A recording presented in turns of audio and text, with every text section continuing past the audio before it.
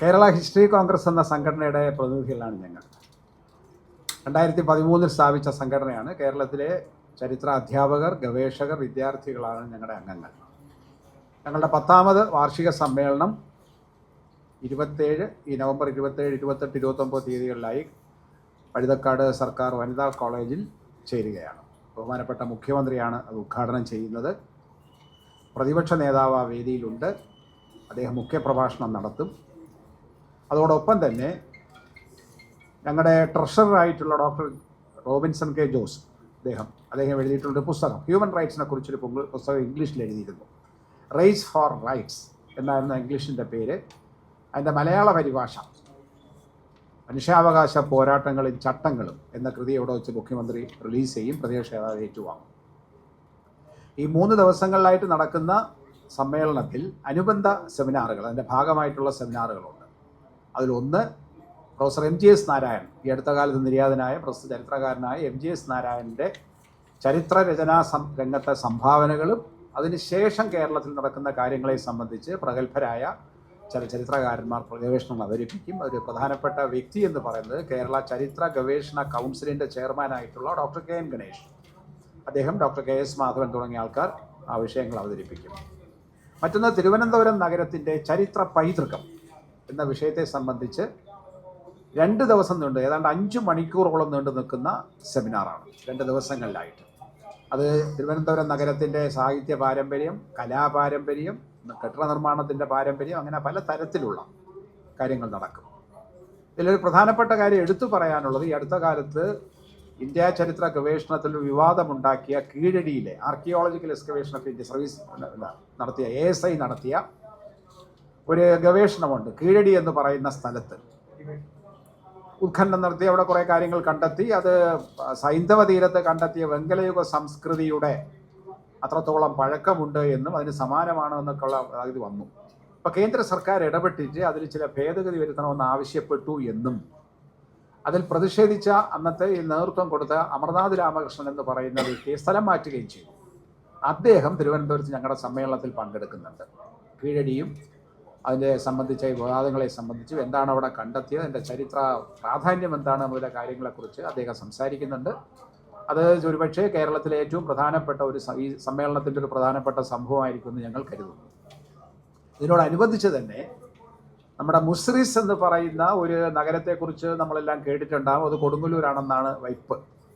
അങ്ങനെയാണ് ചർച്ചകൾ പോകുന്നത്. മുസ്രിസ് മറ്റേ പൈതൃക പദ്ധതി അവിടെ പ്രവർത്തിച്ചുകൊണ്ടിരിക്കുന്നുണ്ട്. പക്ഷേ അതിനെ സംബന്ധിച്ച് ഡോക്ടർ ആൻഡ്രൂ ആൻ്റണി എന്ന് പറയുന്ന ഒരാളൊരു പുസ്തകം എഴുതിയിട്ടുണ്ട്. 2 കൊല്ലവും പ്രസിദ്ധീകരിച്ചതാണ്. അത് നെയ്യാറ്റിൻകരയ്ക്ക് അടുത്തുള്ള മുഞ്ചിറ, അതുപോലെ പൂവാർ എന്നീ സ്ഥലങ്ങളാണ്, മുഞ്ചിറയാണ് മുസ്രിസ് ആയത് എന്നൊരു വാദം വന്നോട്ടെ, ചരിത്രത്തിൽ വന്നോട്ടെ. അങ്ങനെ അതിനെക്കുറിച്ച് അദ്ദേഹം അതിൽ ഒരു പ്രഭാഷണം അവതരിപ്പിക്കുന്നുണ്ട്. അങ്ങനെ അനുബന്ധമായിട്ട് ഇത്തരത്തിലുള്ള സെമിനാറുകൾ നടക്കുന്നു. അത് ഈ 3 ദിവസമായിട്ട് നടക്കുകയാണ്. 400ഓളം പ്രതിനിധികൾ രജിസ്റ്റർ ചെയ്തിട്ടുണ്ട്. 20ഓളം പ്രഗത്ഭ പണ്ഡിതർ, കേരളത്തിനകത്തും പുറത്തു നിന്നുള്ള പണ്ഡിതർ ഇതിൽ പങ്കെടുക്കുന്നുണ്ട്. ഇത് ഓൺലൈനായിട്ട് ചിലപ്പോൾ പ്രവാസികൾക്കും പങ്കെടുക്കാൻ തരുന്ന തരത്തിൽ 1-2 സെമിനാറുകളുണ്ട്. അമേരിക്കയിൽ നിന്നുള്ള ഒരു വിദുഷി ഈ സെമിനാറിൽ ഓൺലൈനിൽ പങ്കെടുക്കുന്നുണ്ട്. ഓസ്ട്രേലിയയിൽ നിന്നുള്ള ആൾക്കാർ പങ്കെടുക്കുന്നുണ്ട്. അപ്പോൾ അത് നമ്മൾ ഓൺലൈൻ സംവിധാനം ഒരുക്കി കൊടുക്കുന്നു. മറ്റേത് 1-2 എക്സിബിഷൻസാണ്. നിങ്ങളുടെ തന്നെ കൂട്ടത്തിലുണ്ടായിരുന്ന മനോരമയുടെ പ്രസിദ്ധ ചിത്രകാരനായ ഫോട്ടോഗ്രാഫറായ B. ജയചന്ദ്രൻ, അദ്ദേഹം ഒരു വിഷ്വൽ ഹിസ്റ്ററി തയ്യാറാക്കിയിട്ടുണ്ട്. അത് കേരള സർക്കാരിൻ്റെ സാമ്പത്തിക സഹായത്തോടെ അദ്ദേഹം തയ്യാറാക്കിയത്. PRD അത് പ്രസിദ്ധീകരിക്കാനായിട്ട് അച്ചടിക്ക് പോയിട്ടുണ്ടെന്നാണ് ഞാൻ മനസ്സിലാക്കുന്നത്. അതിൽ നിന്ന് പ്രധാനപ്പെട്ട തിരുവനന്തപുരം നഗരത്തെ പറ്റിയുള്ള പ്രധാനപ്പെട്ട ചിത്രങ്ങൾ അവിടെ ഫ്രെയിം ചെയ്ത് ഞങ്ങൾ എക്സിബിറ്റ് ചെയ്യുന്നുണ്ട്. അതും പ്രധാനപ്പെട്ട ഒരു ഹൈലൈറ്റ് ആയിരിക്കും. ഒരു അപൂർവങ്ങളായ ചില ചിത്രങ്ങളാണ് അത് സംബന്ധിച്ചുള്ളത്.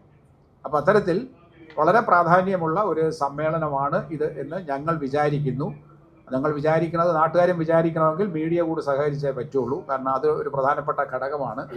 ഞങ്ങൾ കുറേ ചരിത്രകാരന്മാർക്ക് മനസ്സിലായ കാര്യം, ജനകീയമാക്കണമെങ്കിൽ ചരിത്ര ഗവേഷണവും സമൂഹവും തമ്മിൽ ഒരു അഭേദ്യമായ ബന്ധമുണ്ടാകണം എന്നും ചരിത്ര ഗവേഷണ രംഗത്തെ അറിവുകൾ സമൂഹത്തിൻ്റെതായി മാറണമെന്നുമുള്ള ഞങ്ങളുടെ കാഴ്ചപ്പാടാണ്. അതനുസരിച്ചാണ് ഞങ്ങളത് ചെയ്യുന്നത്. മുൻകാലങ്ങളിൽ ഞങ്ങളുടെ സമ്മേളനങ്ങൾ അംഗീകരിച്ച ചില പ്രമേയം കേരള സർക്കാരിന് സമർപ്പിക്കുകയും അത് അവർ അംഗീകരിക്കുകയും ചെയ്തിട്ടുണ്ട്. ഒന്ന്, ചരിത്ര സാക്ഷരത എന്നൊരു പരിപാടി ഞങ്ങൾ മുൻകൂട്ടി ഇട്ടിരുന്നു. കാരണം ചരിത്രം ആർക്കും എപ്പോഴും എടുത്ത് വിലസാകുന്ന ഒരു ഉപകരണമായി മാറാനുള്ളതല്ല.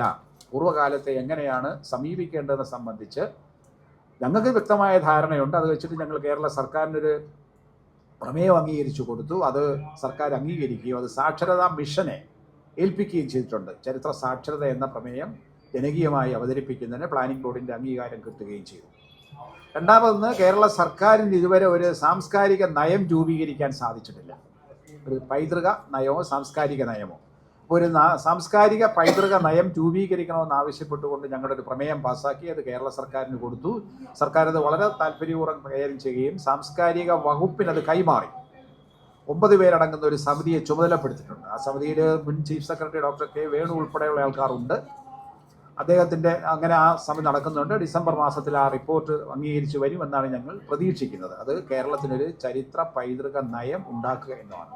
അപ്പോൾ അത്തരത്തിൽ ഞങ്ങൾ രൂപീകൃതമായിട്ട് 10-12 കൊല്ലമേ ആയിട്ടുള്ളൂവെങ്കിലും ഞങ്ങളുടെ ഇടപെടലുകൾ സർക്കാരിനും സമൂഹത്തിനും ബോധ്യപ്പെട്ടിട്ടുണ്ട്, അങ്ങനെ പ്രവർത്തിക്കുന്നുണ്ട്.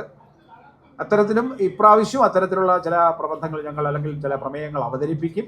അത് അംഗീകരിച്ച് സർക്കാരിന് സമർപ്പിക്കുകയും ചെയ്യും. അപ്പോൾ ഇതിൻ്റെ പ്രാധാന്യം, ചരിത്രമാണ് വിഷയം, പാഠ്യപദ്ധതിയിലും ചരിത്രമാണ് വിഷയം. ചരിത്ര പാഠപുസ്തകങ്ങൾ മാറ്റുന്നു എന്ന ആക്ഷേപം അല്ലെങ്കിൽ ശക്തമായി ഉയർത്തുന്നൊരു സംസ്ഥാനമാണ് കേരളം. അപ്പോൾ അതുകൊണ്ട് ഞങ്ങളുടെ നിലപാടുകൾ, ഞങ്ങളുടെ പ്രമേയങ്ങളൊക്കെ വളരെ പ്രാധാന്യമുള്ളതായിരിക്കും.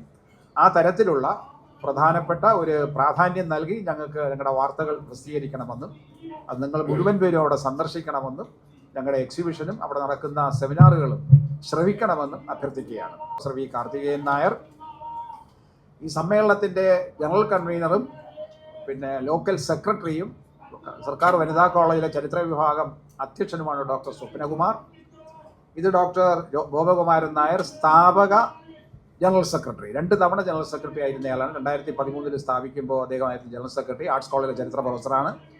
ഇടത്തെ ഏറ്റവും ഇരിക്കുന്ന ഡോക്ടർ ജോവിൻസൺ കെ ജോസ് ഞങ്ങളുടെ ട്രഷററാണ്, യൂണിവേഴ്സിറ്റി കോളേജിലെ പ്രൊഫസറാണ്. അദ്ദേഹം എഴുതിയ പുസ്തകമാണ് മുഖ്യമന്ത്രി അവിടെ പ്രകാശനം ചെയ്യുന്നത്. ഇംഗ്ലീഷിൽ അദ്ദേഹം എഴുതി, എൻ്റെ പരിഭാഷ മലയാളത്തിൽ അർത്ഥം ചെയ്യുന്നുണ്ട്. അതാണ് ഞങ്ങൾക്കിപ്പോൾ അവതരിപ്പിക്കാനുള്ളത്.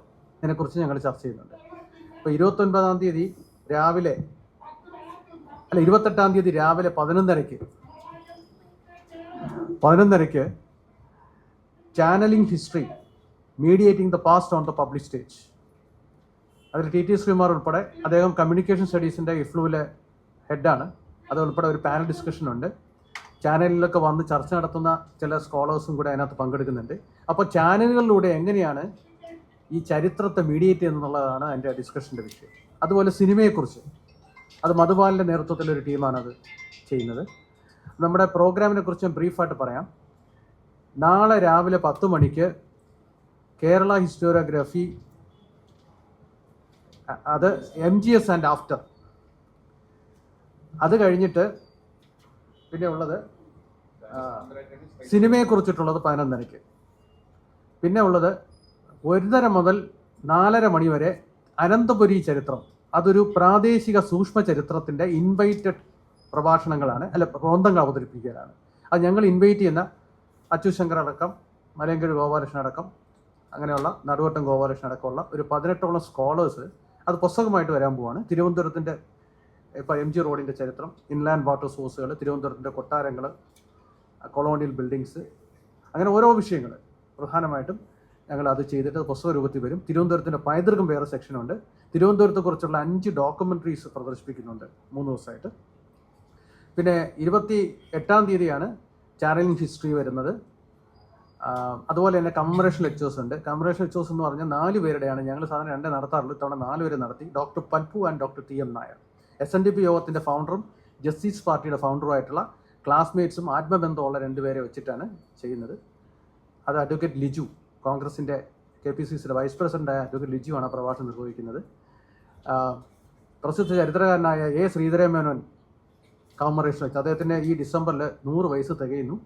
അദ്ദേഹമാണ് ഹിസ്റ്ററിയെ ജനകീയമാക്കി ടെക്സ്റ്റ് ബുക്കുകളിലൂടെ സാധാരണക്കാരിൽ എത്തിച്ചത്. അദ്ദേഹത്തിൻ്റെ കമ്മറേഷൻ ലെക്ചർ നടത്തുന്നത് ഇഫ്ലുവിലെ പ്രൊഫസർ ഡോക്ടർ TT ശ്രീകുമാറാണ്. അതുപോലെ മലയാളിയായ ആദ്യത്തെ പോസ്റ്റ് ഗ്രാജുവേറ്റ് ആരാണെന്ന് നിങ്ങൾക്ക് അറിയില്ലായിരിക്കും. MA കാരിയായ ആദ്യത്തെ മലയാളി വനിത, അത് ഗൗരി അമ്മ എന്ന പേരുള്ള ഗൗരി ശങ്കുണ്ണിയാണ്. വിമൻസ് കോളേജിലെ പ്രൊഫസറായിരുന്നു. അവരിവിടുന്ന് റിസൈൻ ചെയ്തിട്ട് മദ്രാസിലെ സെൻറ്റ് മേരീസിലോട്ട് പോയി. അവരുടെ സ്റ്റുഡൻ്റ് ആയിരുന്നു, ഇൻ്റർമീഡിയറ്റിന് അവർ പഠിപ്പിച്ച ആളായിരുന്നു. മലയാളിയായ ആദ്യത്തെ കേന്ദ്രമന്ത്രി, വനിതാ മന്ത്രി ലക്ഷ്മിയൻ മേനോൻ. അവർ തൊട്ടപ്പുറത്തായിരുന്നു അവർ താമസിച്ചിരുന്നത്. ലക്ഷ്മിയൻ മേനോൻ ഗൗരി ശങ്കുണ്ണിയുടെ സ്റ്റുഡൻ്റാണ്. അപ്പോൾ അവർ കമ്പൈൻഡ് ആയിട്ടുള്ള, അതായത് വിമൻസ് കോളേജിലെ ആദ്യകാല അധ്യാപികയുടെയും ആദ്യകാല വിദ്യാർത്ഥിനിയുടെയും കമമറേഷൻ നടത്തുന്നു. രണ്ടുപേരും വലിയ ചരിത്ര പ്രാധാന്യമുള്ള ആൾക്കാരാണ്. നമ്മുടെ മന്ത്രിയായിരുന്ന ഗൗരിയമ്മയ്ക്ക് ആ പേര് നൽകപ്പെട്ടതുപോലും ഈ ഗൗരിയമ്മ കാരണമാണ്. അങ്ങനെ ഒരു വലിയ ചരിത്രമുണ്ട്. അപ്പോൾ അത് പ്രൊഫസർ ജെ ദേവികയാണ് കമമറേഷൻ ചിത്രത്തിൽ. അത് ഒരു പുതിയൊരു പഠനമാണ് അവതരിപ്പിക്കുന്നത്. നമ്മുടെ കമമറേഷൻ ചിത്രക്കാർ പുതിയ പഠനങ്ങളാണ് അവതരിപ്പിക്കുന്നത്. അതുപോലെ നമ്മുടെ 2 ദളിത് വിഭാഗത്തിൽപ്പെട്ട 2 അറിയപ്പെടുന്ന ഇൻ്റലക്ച്വൽസ് ആയിരുന്നു. സബോൾട്ടൺ ഇൻ്റലക്ച്വൽസിൽ വരുന്നതാണ് ചെന്താരശ്ശേരി, അദ്ദേഹം തിരുവനന്തപുരത്ത് ആയിരുന്നു താമസം. അതുപോലെ KK കൊച്ചി, അവർ രണ്ടുപേരും മരിച്ചു. അവർ രണ്ടുപേരും കമ്പൈൻഡ് ആയിട്ടുള്ള കമമറേഷനുണ്ട്. അത് രാജേഷ് എരുമേലി എന്ന് പറയുന്ന ഒരു എഴുത്തുകാരനാണ് അത് നിർവഹിക്കുന്നത്. അതുപോലെ നമുക്ക് നിരവധി പ്രോഗ്രാംസ് ഉണ്ട്. അമർനാഥ് രാമകൃഷ്ണൻ്റെ കാര്യം നേരത്തെ പറഞ്ഞു. ഇതുപോലെ നിരവധി പ്രോഗ്രാംസ് നമുക്കുണ്ട്. അതുപോലെ 6-7 ടെക്നിക്കൽ സെക്ഷൻസ് നമുക്കുണ്ട്. അതിലാണ് ഒരു 400ഓളം പേപ്പറുകൾ അവതരിപ്പിക്കുന്നത്. അതിന് പ്രത്യേകിച്ച് ചേർന്ന സെക്ഷൻസ് ഉണ്ട്. അങ്ങനെ നിരവധി പ്രോഗ്രാംസിലൂടെയാണ് നമ്മൾ കടന്നു വന്നത്. കാരണം ക്രിസ്റ്റി കോമൺസിൽ ഒരു സിംഗിൾ സെമിനാർ അല്ല, പാരലലായിട്ട് ഒരേ സമയത്ത് ഒത്തിരി പ്രോഗ്രാം നടന്നുകൊണ്ടിരിക്കും. അപ്പോൾ ചരിത്രത്തെ സീരിയസ് ആയി സമീപിക്കാൻ ഉള്ളവർക്ക് വേണ്ടിയുള്ളതാണ്. എങ്കിൽ പോലും ഇത്തവണ മുതൽ ഞങ്ങൾ കേരളത്തിലെ തിരുവനന്തപുരത്തെ 50ഓളം സർവീസ് സംഘടനകൾ, അതായത് സർക്കാർ സർവീസ് സംഘടനകൾ, മറ്റേ പത്രപ്രവർത്തക സംഘടന, ബാർ അസോസിയേഷൻ, ഇവിടുത്തെ ക്ലബ്ബുകൾ, റിസർച്ച് ഇൻസ്റ്റിറ്റ്യൂഷൻസ്, എല്ലാവർക്കും 50ഓളം സംഘടനകൾക്ക്, സർവീസ് സംഘടനകളടക്കം എല്ലാ വിഭാഗത്തിൽപ്പെട്ടവർക്കും ഞങ്ങൾ 2 ഡെലിഗേറ്റ് വീതം ഗസ്റ്റായിട്ട് ഞങ്ങൾ കൊടുത്തിട്ടുണ്ട്.